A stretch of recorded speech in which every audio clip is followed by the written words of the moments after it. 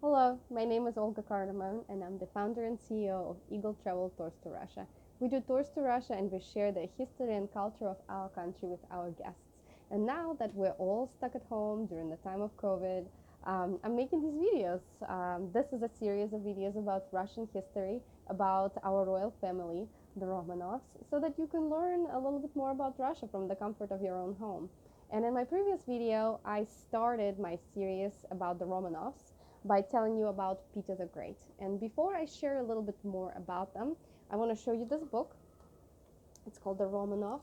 This is my favorite source of information about the Romanovs. It's written by Simon Sebag Montefiore. I highly recommend reading it. It's a pretty thick book, but if you are interested in Russian history, if you want to do your homework before you come to Russia, I highly recommend this book.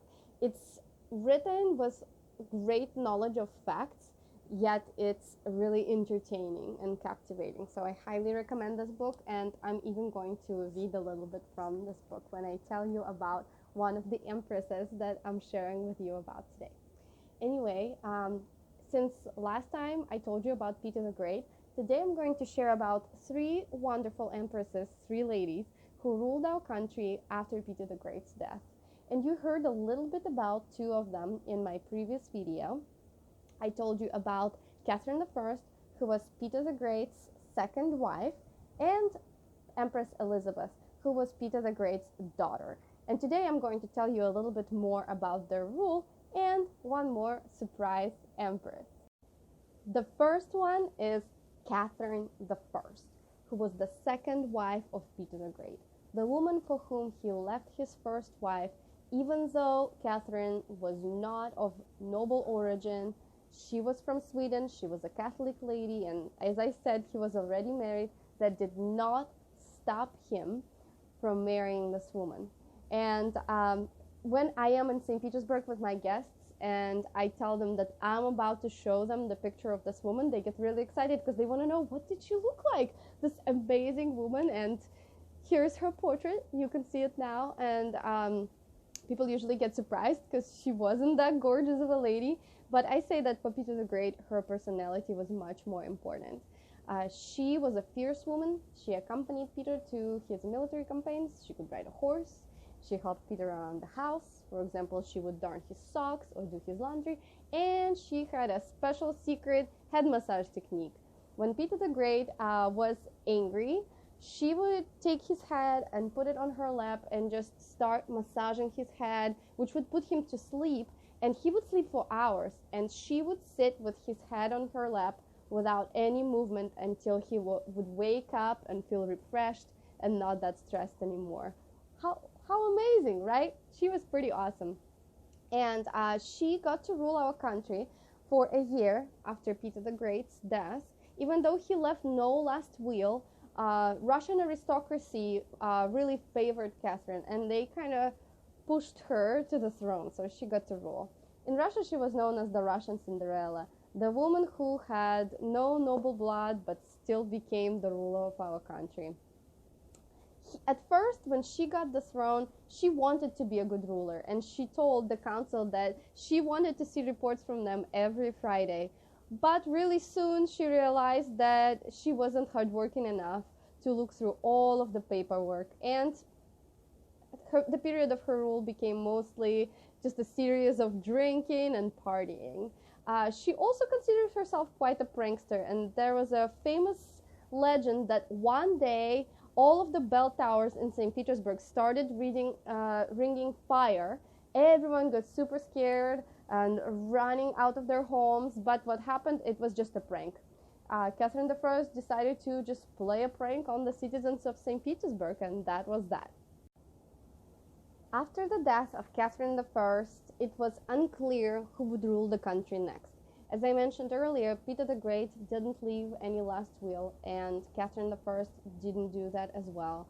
And what happened is the aristocracy of that time took it into their hands to invite the next ruler. And they found this lady who was living in Germany at the time. She was actually the niece of Peter the Great.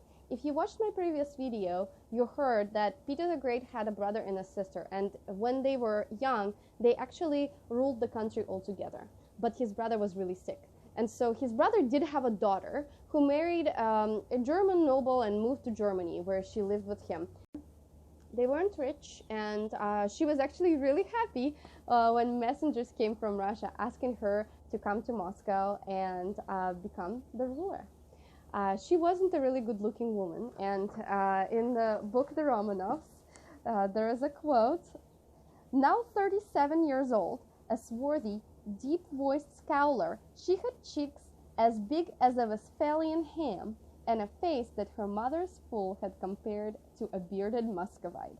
Ding dong, here comes Ivan the Terrible." Yeah, she wasn't super good looking. But the Russian nobility thought that she was not smart either. They gave her really terrible conditions to rule. The conditions was actually the name of the paper that they gave her. And basically, in that paper, it was described how her power would be limited. If she became the Russian empress, she would not be allowed to start wars. She would not be allowed to pass basically any laws. So she was just a figure, a pawn in their game. She still agreed to this. And when she came to Moscow, she met other aristocrats who told her that this plan was terrible, and they talked her into not following the plan. And on the day when she was supposed to be crowned, she refused to take the conditions and actually tore the paper. And she became the Russian empress. And to be honest, if she hadn't torn the papers, nothing would have changed. She didn't really take active part in the life of the country. She preferred to just spend her days drinking, hunting, horse riding. She was often compared in the 18th century to a man. She looked like a man, and according to the taste of that time, her hobbies were quite manly too. Another thing she really liked doing, she liked torturing her court. If someone was not in her favor, she did not treat them well. For example, there was this Prince Golitsyn was his name, and what she decided to do, she decided to make him a fool. So he would entertain the royal court and would not have the same aristocratic status as before.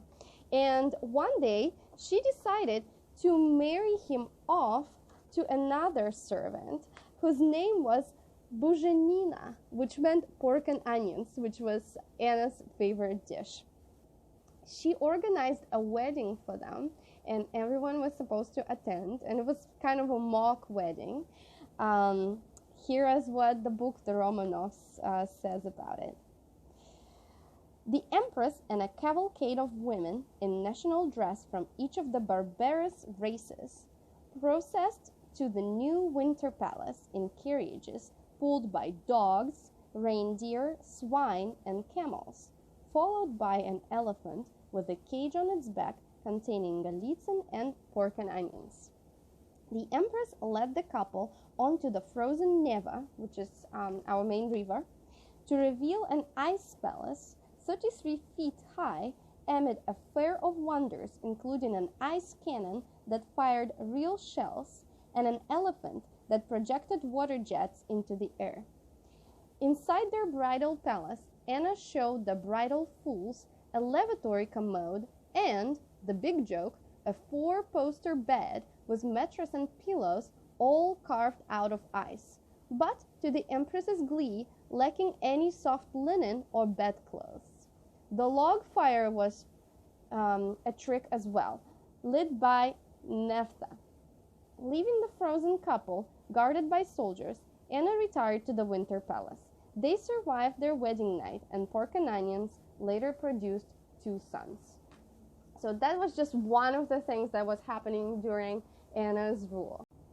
While all of this was happening, the daughter of Peter the Great, future Empress Elizabeth, was growing up right there near Empress Anna.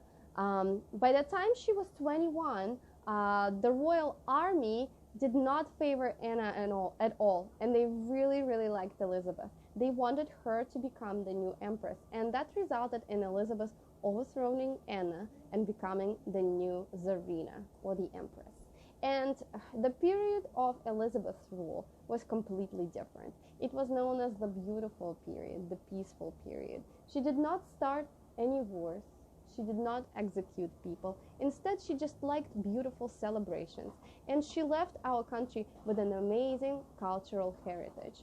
So many beautiful palaces that St. Petersburg is known for now were created during the time of Elizabeth's rule. For example, think of the gorgeous Winter Palace or the gorgeous Catherine's Palace with its famous Ember Room. All of that was created and built and decorated during the time of the rule of Empress Elizabeth. But of course, she was not perfect either. She was pretty vain, and she wanted to be known as the most beautiful woman of her country. Granted, she really was really beautiful, but she did not like to have any rivals in that field. There are myths about her that during royal balls or celebrations, if she saw a woman who wore the same outfit as her, that woman would be escorted out of the palace.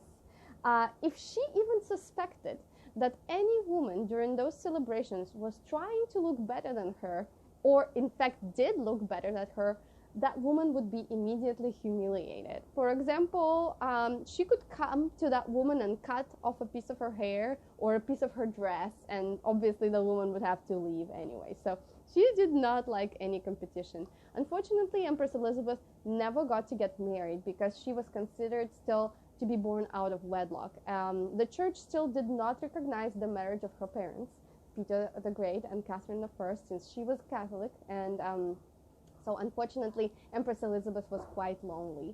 She was also known for having quite a temper.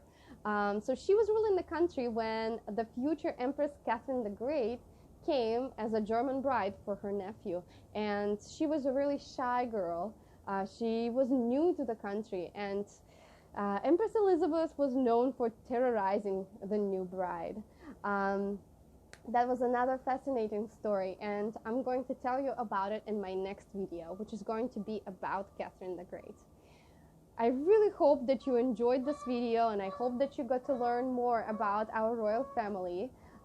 Please leave your questions in the comment section. I hope that you subscribe to my channel, and I really appreciate you watching this. Thank you very much. Bye.